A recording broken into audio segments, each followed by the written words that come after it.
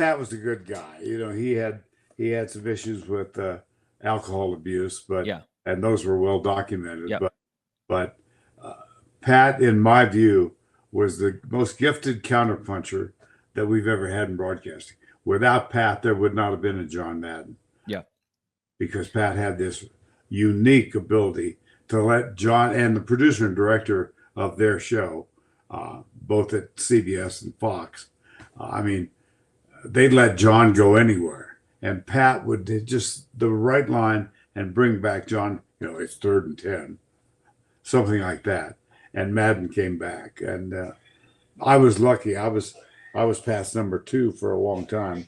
And in that role, when Pat was doing either PGA golf or U.S. Open tennis, I would fill in with John, and I was John's partner. I probably did 50 games over the years with John, and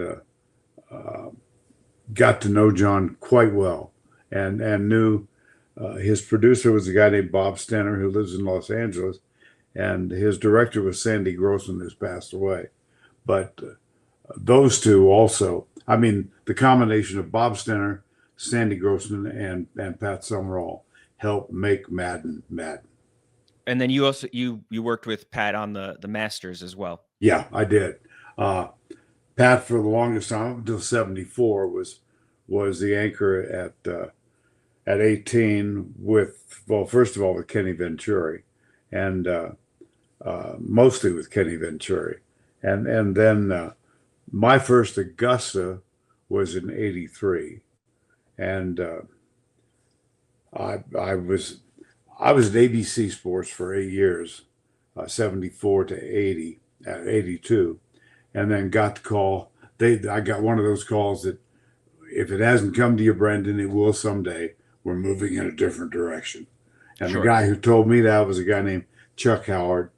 He was the executive producer under Rune Arledge at ABC, and he called me in and said, we're going to let you go. And fortunately, I had a friend who had been at ABC and went to CBS, and it's a long, complicated story, but I had an opportunity at CBS that I really was never given at ABC. And among the most delightful phone calls I've ever received in my life was in December, when I got a call from the director of personnel in New York, and she said, our executive producer of golf, Frank Chirkinian, wants to know if you've ever done golf. And I said, I did probably 10 at ABC. And they said, good, you're on. And Frank called me, and he said, here are your assignments: Pebble Beach, Jack's Tournament Memorial, Byron Nelson Colonial, and oh yes, you're working Augusta. And he said, because Augusta is such a high profile event, I don't want you to go in not knowing our guys. So I would like for you to work the Phoenix Open the week before Pebble Beach, because it's on opposite the Super Bowl. And so nobody's going to be watching the golf. And you can meet our announce team. And so my wife, Nancy, and I showed up. We didn't do cable in those days. And we showed up on Thursday. And I was introduced to Frank. And when we went on the air on that Saturday, holy cow, there was Summerall and Venturi in 18. The late Ben Wright was working with the late Tom Weisskopf at 17. I was at 16. Steve Melnick was at 15. And I looked at Nancy and I said, because she was in the tower with me, I said, we are in the big leagues.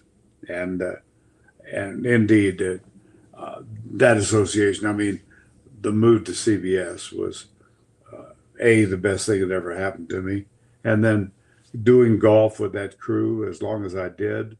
And then the biggest event I ever got to call, ultimately, it turned out, was the Southeast Conference. And we as CBS took what essentially, in my view, was a regional sport, and we dared to put it on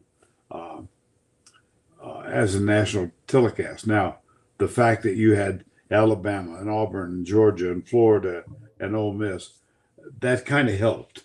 I mean, it was the best quality in college football.